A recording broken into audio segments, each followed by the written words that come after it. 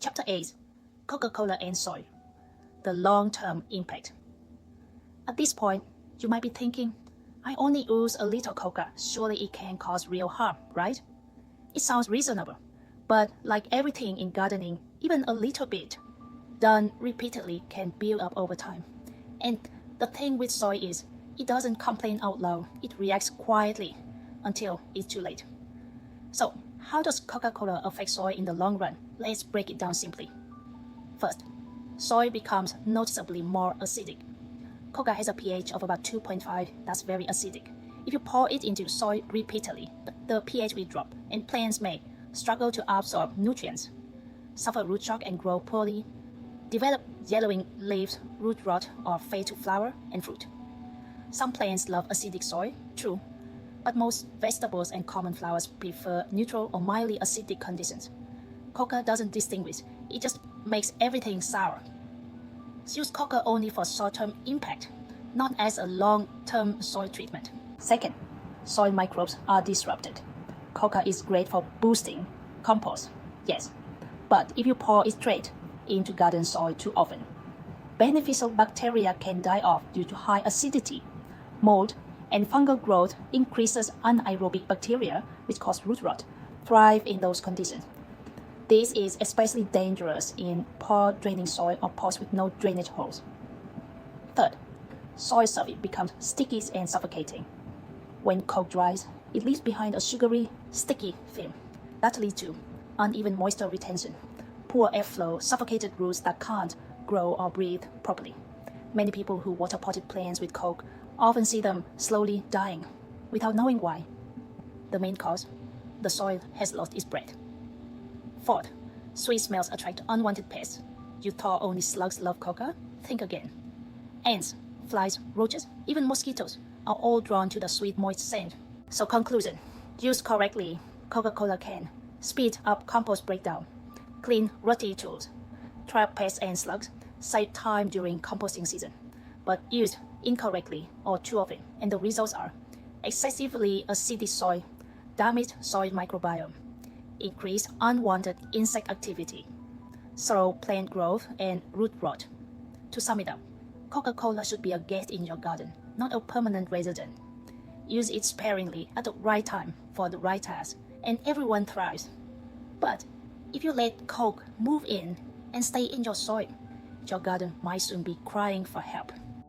Chapter 9: Comparing Coca-Cola with other gardening alternatives.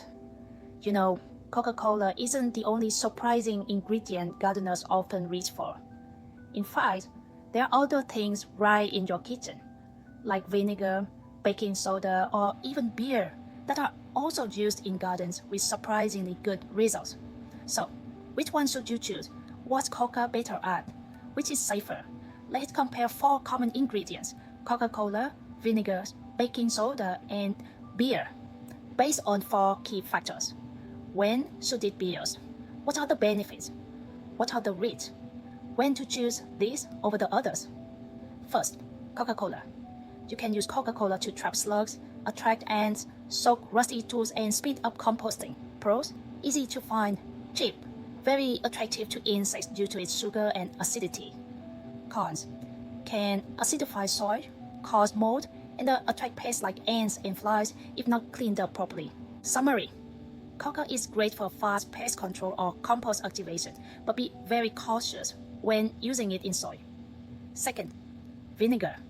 White vinegar is often used to kill weeds, clean pots, or remove buildup from surfaces like stone, pots, or tiles. Pros: great disinfectant, no sugary residue, biodegradable. Cons: far more acidic than Coca. Pouring it directly on plants can burn leaves or kill roots. Summary: excellent for removing weeds in cracks or cleaning patios, but never pour on crops or planting soil. Third, baking soda.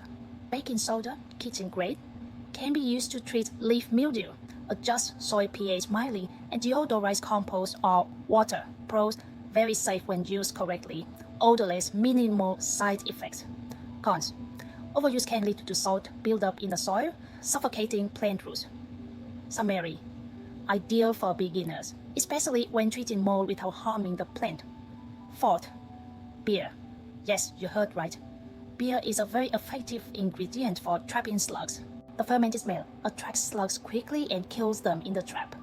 Pros: less sticky, cleaner than coca, and doesn't attract ants.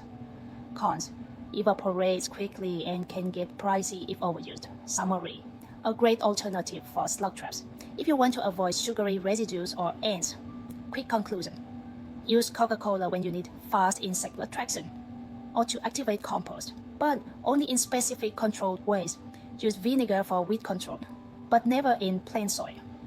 Use baking soda for mildew and gentle pH correction, perfect for cautious gardeners. Use beer if you want a clean, ant-free slug trap with a rich scent. Chapter 10. The environmental angle. Is it smart to reuse Coca-Cola in gardening? Now, you might be thinking, but I'm just using an expired can of Coke that I wasn't going to drink anyway. So, isn't this actually helping the environment? Sounds reasonable, right? But let's look a little deeper. Is using Coca in the garden really smart recycling? Or just moving trash from one place to another? 1. Coca-Cola is a highly industrial product, not natural at all. We were talking about a product containing refined sugar or corn syrup, phosphoric acid, synthetic flavorings, artificial caramel color, pressurized CO2. None of these ingredients are natural or beneficial to soil long term. So, when you pour it into the soil, Coca can disrupt microbial balance, increase soil acidity, suffocate plant roots, attract fungi and unwanted pests. 2. Is using Coca really recycling? The answer: it depends on how you use it. If you use expired Coke to bait slugs or fruit flies, then dispose of leftovers properly. Add a very small amount to dry compost and mix it thoroughly. That's reasonable reuse. But if you pour Coke directly into garden soil, water plants regularly with covered replace fertilizer with it, you're gradually poisoning your garden, and calling it recycling might be a stretch. 3. Are there better alternatives? Absolutely. If you've got an expired can of Coke, instead of dumping it on your plants, you can use it to trap ants or wasps. Soak rusty tools in it, mix it into dry compost and cover it properly. Or better yet, pour it into a liquid waste container and dispose of it via proper recycling channels. The ultimate goal remains: don't add harmful substances into your garden ecosystem, even if they seem harmless.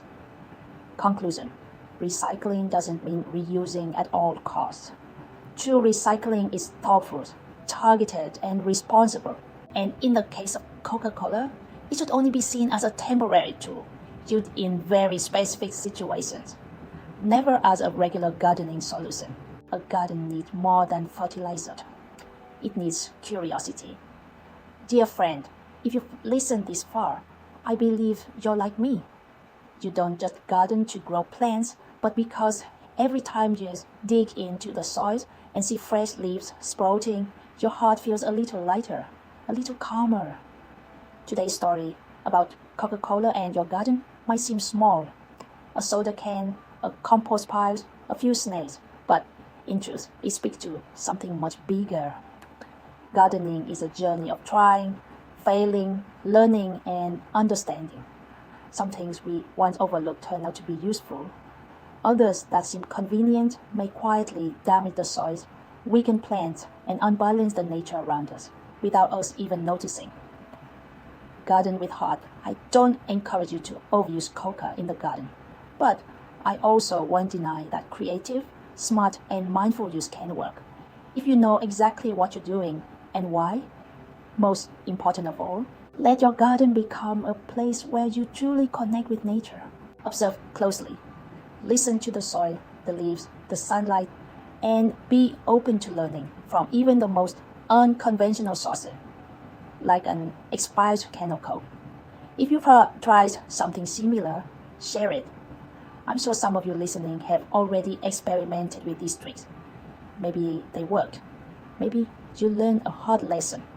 If you've got a story like that, please share it. I'd love for today's talk to not just end here, but open up new conversation in our community of plant lovers, gardeners, and nature enthusiasts.